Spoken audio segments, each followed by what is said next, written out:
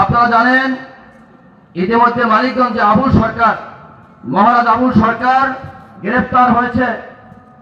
আমাদের এই যারা ভক্তবৃন্দ এখানে আছেন, যারা এখানে গান পরিবেশন করেন, তারা অবশ্যই মনে করি আবুল সরকারের ভক্ত। ইতিমধ্যে আমরা দেখেছি আবুল সরকার গ্রেফতার হয়েছেন। গ্রেফতারের পরে যারা আমাদের এই ফকির লোকজন আছে, তারা বিভিন্ন জায়গায় তার পক্ষে র্যালি করেছেন, তারপরে তার মুক্তি দাবি করেছেন। সেই মুক্তির দাবির প্রেক্ষিতে আজকে দেখা যায় মানিকগঞ্জে জামাত ইসলামের লোকজন তাদের উপর হামলা করেছে।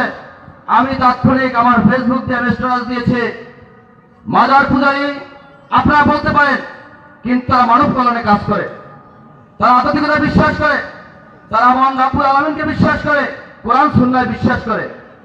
আপনারা কারা? বাংলাদেশের আইন আপনারা হাতে তুলে নিয়ে যাচ্ছেন, পুলিশ প্রশাসন দাঁড়িয়ে দাঁড়িয়ে দেখছে। আমি দেখেছি তাদেরকে এমন ভাবে মারা হয়েছে, তারা নিজের জীবন রক্ষার্থে পানিতে ঝাঁপ দিয়েছে। ওই লোকটা মৃত্যুর কাছে পাঞ্জা লড়ছে, অনেককে হাসপাতালে ভর্তি হয়েছে। আমরা এখান থেকে তাদের প্রতি আমরা যারা এই ঘটনার সাথে জড়িত তাদের গ্রেফতার দাবি করি। সেই সাথে যারা আহত হয়েছেন, তারা এখন অসুস্থ আছেন, তাদের প্রতি আমরা সমবেদনা জ্ঞাপন করি। রাষ্ট্র এখান থেকে আপনারা জানবেন, ডক্টর ইউনূস সাহেব আপনারা কি দেখেন, এই যে স্বাধীন